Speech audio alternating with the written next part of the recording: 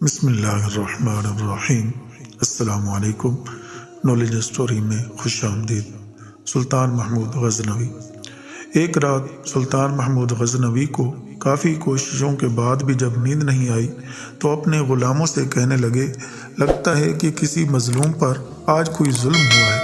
تم لوگ گلیوں میں پھیل جاؤ اور اگر کوئی فریادی نظر آئے تو اسے میرے پاس لے آؤ۔ تھوڑی دیر بعد وہ سب واپس آ کر کہنے لگے، سلطان، ہمیں کوئی بھی فریادی نہیں ملا، آپ آرام سے سو جائیں۔ سلطان کو جب پھر بھی نیند نہیں آئی تو وہ کپڑے بدل کر خود محل سے باہر نکلا۔ محل کے پچھواڑے میں حرم سرا کے نزدیک انہیں کسی کی فریاد سنائی دی، اے اللہ، سلطان محمود اپنے مصاحبوں کے ساتھ محل میں عیش و عشرت کی زندگی گزار رہا ہے اور محل کے حکم مجھ پر یہ ظلم توڑا جا رہا ہے۔ سلطان نے کہا، کیا بات کر رہے ہو؟ میں محمود ہوں اور تمہاری فریاد رسی کے لیے آیا ہوں۔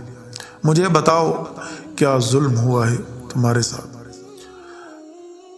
آپ کے خواص میں سے ایک شخص جس کا نام میں نہیں جانتا ہر رات میرے گھر آتا ہے اور میری بیوی پر ظلم و تشدد کرتا ہے۔ اس وقت وہ کہاں ہے؟ شاید اب چلا گیا ہو۔ دوبارہ جب وہ آئے تو فوراً آ کر مجھے اطلاع کر دو۔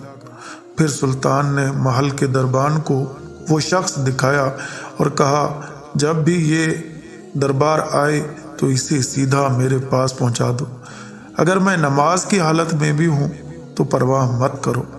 اگلی رات وہ شخص سلطان کے پاس آیا اور بتایا کہ وہ شخص اس وقت اس کے گھر میں ہے۔ سلطان اسی وقت تلوار ہاتھ میں لیے اس شخص کے ساتھ چل پڑا۔ جب اس کے گھر کے قریب پہنچا تو اس سے کہا کہ گھر کے سارے چراغ بجھا دو۔ پھر اندھیرے میں ہی اس کے گھر میں گھس کر اس شخص کا سر تن سے جدا کر دیا۔ پھر سلطان نے حکم دیا کہ چراغ روشن کر دو۔ اس شخص کا چہرہ دیکھا اور سجدے میں گر پڑا۔ پھر گھر کے مالک سے کہا، اگر کچھ کھانے کو ہے تو لے آؤ، مجھے بہت سخت بھوک لگی ہے۔ آپ جیسا سلطان مجھ غریب کے گھر کا کھانا کھائے گا؟ جو کچھ بھی ہے لے آؤ۔ وہ شخص ایک سوکھی روٹی اٹھا لایا جسے سلطان نے بڑی رغبت سے کھایا۔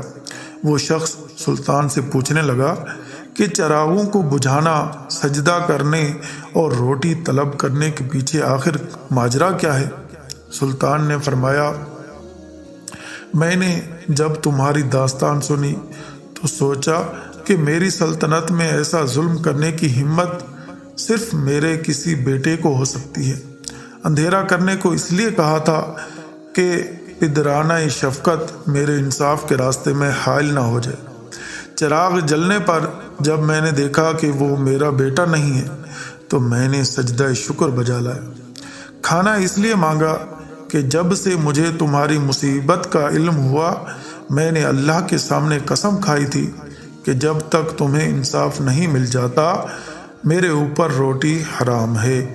اس وقت سے اب تک میں نے کچھ نہ کھایا تھا اور نہ پانی پیا تھا۔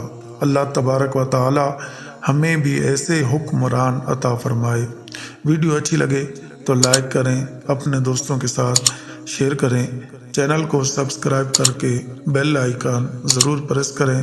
Thanks for watching. اللہ حافظ۔